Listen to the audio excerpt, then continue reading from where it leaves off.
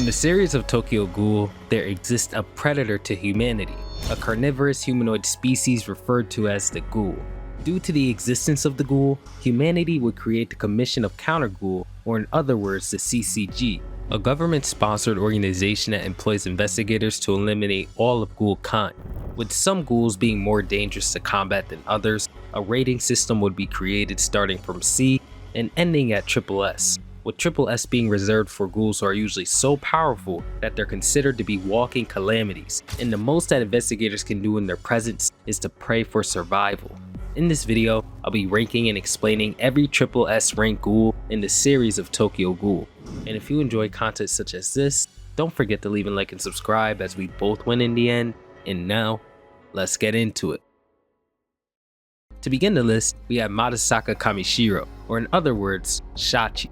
Shachi was originally rated a SS school in the manga, but the anime would change this to SSS, and I mean when you're stomping SS schools like they're flies, and V is sending Arima himself to come and defeat you, I can see why the anime made that decision. Shachi was an older and chilled out ghoul despite his insane strength, and we would meet him in the original Tokyo Ghoul, where he would create a short rivalry with Kaneki, defeating him twice with ease. We would eventually find out that Shachi's also the adopted father of Rize, who took her in after she would escape V, which is why he cares so much to watch over her and the impacts that she may have on the world. Shachi doesn't make too many appearances throughout the story, but whenever he does, it's usually for a good reason. To get into Shachi's physical capabilities, he's got a normal Bikaku Kagune that resembles the tail of a whale, insane base physicals that are high enough to where he seems to be invulnerable to most attacks, and great martial arts, as he was able to easily outclass Kaneki in hand-to-hand combat, twice. There's also a statement about Noro that implies that Shachi is at least relative to the owls, as Shinji would say, if we go straight at him, aside from the owl or Shachi, he's without a doubt in a class of his own. We've lost many men to him. This coupled with the fact that V chose Arima and Squad Zero to personally take him out rather than literally anything else they have at their disposal, and I think he's pretty powerful and his change to SSS was justified. The next SSS ghoul on the list is Roma Hoito. We would first meet her in chapter 84 of the original Tokyo Ghoul, where she'd be working at Anteku as a waiter. But honestly, there is a chance that we saw her in a clown mask before then, as she is the creator of the clowns. Roma would choose to form this organization just to spread chaos all over the world of Tokyo Ghoul, and also her jealousy of humanity could have played a role as they get to enjoy their lives without being oppressed. Roma is someone who can play many characters and facades and swap in between to each of them at a dime. She's about 50ish years old and still looks the way she does, so this is an indicator of how many RC cells she either possesses or just how strong her physiology is as a ghoul. Despite her always choosing to run away or not really try whenever confronted, she is still very powerful. Roma uses a Bikaku Kagune with enough finesse to split it into 8 different tentacles, make it one massive Kagune tail, or even detach the entire Kagune from her own body and allow it to act on its own. Roma also has access to a massive Kakuja that changes her into a multi-limbed monstrosity with a huge fish head, which is called the Daji Mother. We don't get to see this in action much as she only really beats Uri before he awakens in this Kakuja, but it was still rated SSS. We also know that she fought against Tsuneyoshi Washu, who was the chairman of the CCG that was well known for being very powerful. Roma, like every other SSS ghoul, also has insane amounts of regeneration and endurance, and it really took her head being cut off to finally put her down, and even then, she was still alive for a bit after that. The next 3 are going to be controversial, and in my opinion, they are interchangeable. Tokyo Ghoul fights have always been a balance of circumstance and power, so whichever way you order these 3, I can't blame you. To begin entries 9 through 7, we'll begin with Yoshimura, the original yet false owl. When it comes to strong Tokyo Ghoul characters, he's the blueprint. Yoshimura was the owner of Anteku and the man who would take Kaneki in when he first became a ghoul. But before this, he was a cleaner for V, which is basically the Illuminati of Tokyo Ghoul. He would eliminate and cannibalize almost every ghoul he'd hunt for V, which allowed him to steadily build up his power for many years. After taking the life of his wife due to certain circumstances and giving his child Etto to Noro, he'd begrudgingly move on with his life and begin the cafe while looking over Etto and those around him in his own ways. This would lead up to him being defeated by the CCG during the final arc of the original story and captured by Etto herself to be experimented on by Kano. He'd end his story brain dead due to how they harvested his Kakuho for his future successors. Yoshimura is a master of combat, being able to keep up with and combat multiple special class investigators all at once. Mind you, the story makes it clear that Yoshimura is weaker than he was in his prime, which is probably why he lost all those special class investigators in the first place. Yoshimura has 2 massive blades that allow him to confront anybody at close range in his Kakuja state, meanwhile having even more powerful long-range tools such as his RC crystal bullets that he could shoot out endlessly. Back in the day, Yoshimura was really that guy. After the events of the original Tokyo Ghoul, Amon would be one of the few investigators kidnapped after the owl suppression raid and forced to inherit Yoshimura's Kakuho. Despite Amon being someone who seems as if they're the perfect prospect for Kano's experiments, all tests made on him would conclude in failure, and he would be labeled a floppy disk. Once defeated by Team Uri and found by Kaneki, Seidou, and Corona at a CCG laboratory, it'd be displayed that the CCG pretty much fixed everything that was wrong with Amon in the first place, allowing him to draw out his full power. Amon would be shown matching Takizawa, who's easily one of the most powerful characters in the series, and eventually defeat Donato Popora in battle, despite both him and his father holding back in said battle. Amon can pretty much do everything a ghoul can do by the end of the story, and even manipulate his own Kagune to a point where he can fuse it with his Quinquet and do all sorts of stuff with that fusion. It's even able to put out enough power to put down Donato, who was near unkillable. Amon also has a prime Kakuja form that we did not see against Donato, but we would see it against Takizawa, and it looks like Yoshimura's as he is one of Yoshimura's successors. If it went toe to toe with Takizawa in a berserk state, then it's obviously powerful. Do note that Amon has the highest amount of RC cells ever recorded, which can imply that his Kakuja is way more powerful than we think it is, as again, he was in a berserk state against Takizawa. He wasn't in the right mental state to really use his power, but that's just a guess at this point. After Amon comes Takizawa, the other spiritual ghoul successor of Yoshimura. Despite the Owl Jr.'s never getting an official SSS designation in the story, it's undeniable that at this point, they're both at that level of strength. Takizawa had very similar circumstances to Amon, but instead of escaping Kano's grasp like Amon did, he'd be captured and kept, going through tons of torture and being left a fragment of what he once was mentally. Due to Takizawa actually being a success in Kano's experiments rather than a failure like Amon, he'd actually become a pretty competent one-eyed ghoul, and thanks to all the battles, cannibalism, and whatever else he dealt with during the time skip between the original series and Rize, he'd be introduced to the story as a primary antagonist to Kaneki and a monster in his own right. But as the story continued, he and Kaneki would set their differences aside in order to save Akira, who is dear to the both of them, and he becomes as normal as someone like him can be from there on out. He doesn't become a hero like Amon did, but he remains neutral after saving Akira and chooses to sit on the sidelines for the rest of the series. I think this is because him and Kaneki combined were too powerful at that point for any opposition to be taken seriously, but I digress. Seidou is basically the owl version of Kaneki, having almost unparalleled strength, and really only sits in this spot because he was sidelined after defeating a berserk Amon. Seidou without his complete Kakuja was able to easily defeat Tatara and then go on to defeat Special Class Investigator Hoji. Although Hoji was confirmed to have held back to a point where Seidou admits he would have lost had Hoji never allowed his emotions to get in the way. Despite that, it's impressive. Takizawa really doesn't have many tricks and gimmicks like everybody else on the list does, but due to countless battles and experience, his battle IQ is off the charts and possibly matches Kaneki's, allowing him to basically get around anything that can be thrown his way. Not only this, but Seidou has been cooked so many times by so many people in the series that his regeneration has been trained to be off the charts. He's basically the ghoul version of the Terminator.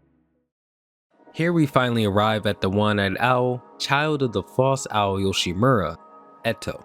Etto is a very pretty woman who operates as an Aogiri executive, a natural disaster, and an author that the protagonist genuinely admires as he has read most of her works. Kaneki doesn't figure out that all three of these identities are her until much later in the story.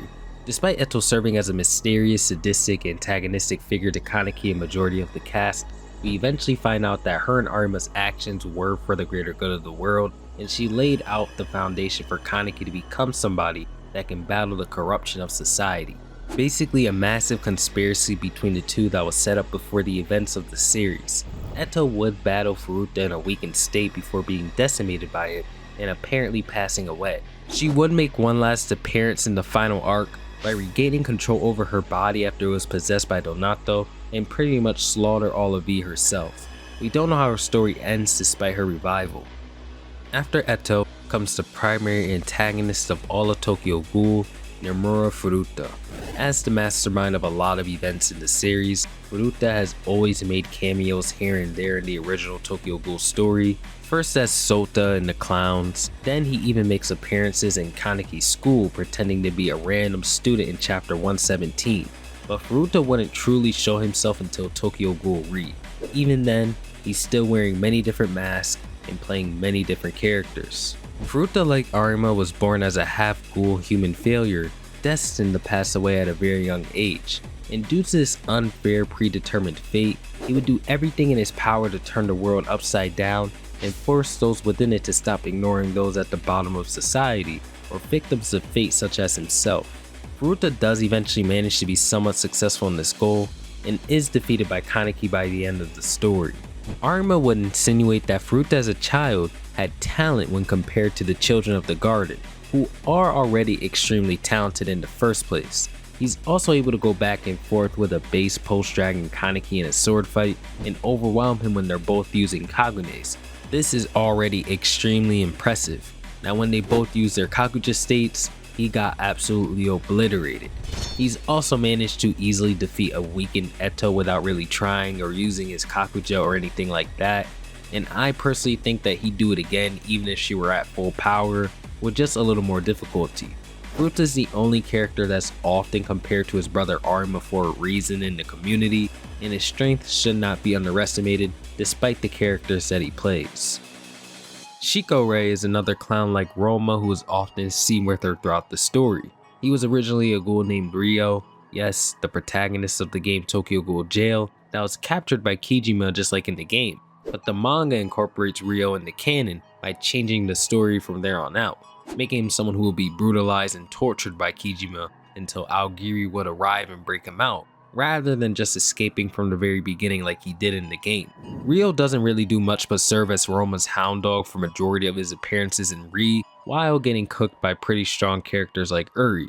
The main reason that Shikorae lands all the way up here is due to the epilogue of the story that explains that Shikorae endlessly consumed dragon orphans and formed multiple new Kagune, this transforming him into a calamity that none of the TSC can handle. For those who don't remember, the TSC is the post-Dragon War CCG.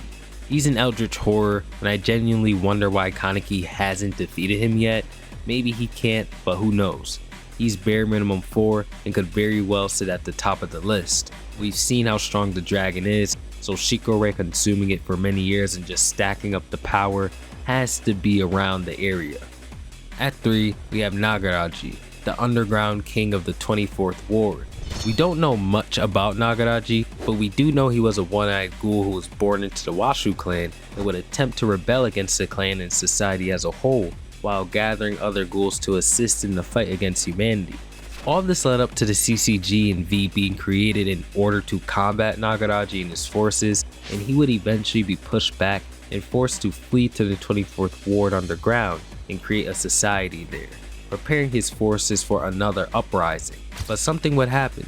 Nagaraj would seem to go insane through what we can only assume was cannibalism and take the form of a massive Kakuja, going on a rampage throughout the underground city until he would be petrified permanently. Nagaraj seems to be the prototype for the dragon, which is obviously far and away the strongest thing in Tokyo Ghoul, but despite that, we don't know much about him. The Nucleus False Dragon Rize would be the second strongest triple S ghoul in the series. After Kaneki would consume all the Ogai and become the dragon, he'd eventually separate from the monstrosity as a living Kagune. Meanwhile, the monstrosity made of Rize's Kakuho, consuming replicas of her own Kakuho through the Ogai, would be given form in the shape of Rize herself. I don't believe that this is exactly Rize herself, but the form that the dragon takes, since her ghoul organs are the base and foundation of whatever the dragon is in the first place. We don't really see much of this thing outside of chapter 177, where it fights Kaneki and his dragon Kakuja and almost defeats him.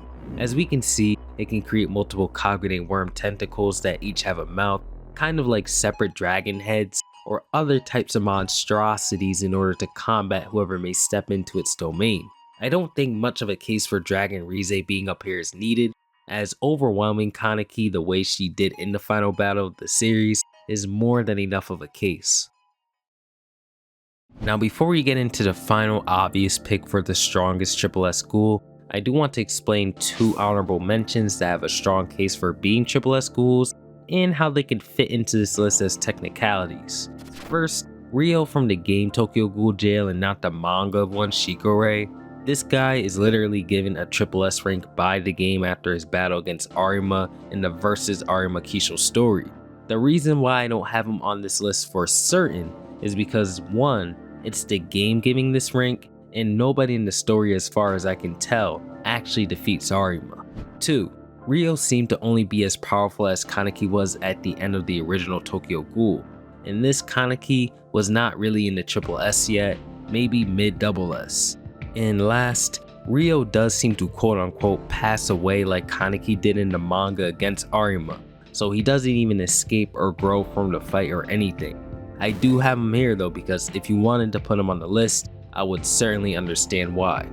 The other honorable mention is going to be Donato Popora, and this is Amon's adopted father in the series who was kept alive by the CCG due to having endless information that he can provide them in order for them to gain an advantage over ghoul kind. Once he's freed by Furuta, he rejoins the clowns as the crown ghoul and directly engages in a lot of their operations. Donato has a lot of hacks-like abilities such as being able to make clones of himself, and then those clones can create their own clones. He's also very powerful, being able to easily defeat Uri and battle Amon. Most of all, people tend to put him at SSS because of his ability to control others through his cognate, and the fact that once he was released, he just caused a lot of havoc in the story, to a point where things went from a 7 to a 10, with him playing some kind of role in every wide-scale tragedy from there on out one way or another. Like Ryo, Donato certainly has a case for being a SSS, and if you were to put him on the list, I cannot blame you. Now, we finally reached the final and most powerful SSS ghoul. To end this video, we have Kaneki Ken, the true and final One-Eyed King. Kaneki is the protagonist of Tokyo Ghoul, and we follow him in his journey throughout the entire story. At the end of it all, he gets to live a happy life, creates a family, peace between humanity and ghouls, and goes on to carry the legacy of his adopted father Arima Kisho, surpassing him in every single way possible, and most likely making him proud by doing so. Although Kaneki has been labeled a SS rank in the series and has never been officially upgraded to SSS, there is no way you could ever argue him not being SSS. Kaneki boasts all different kind of Kakuja, but his final state would have him create body armor supported by massive cross-like blades, reinforced by the power of the dragon. In this form, Kaneki was able to defeat Furuta and Dragon Rize in sequence, although barely. Kaneki also has his own dragon form, and this dragon form was able to combat the entire military force of Tokyo and could most likely stomp anybody in the series in this dragon form specifically. There isn't much to say here, as it's obvious that no matter the circumstances, Kaneki will always sit on top. With that said, if you enjoyed the video or would change the list in any way possible, let me know in the comments down below. Always grateful for you guys watching all my videos, being here, sticking with me, means the world. I'll catch you all in the next one, and peace out.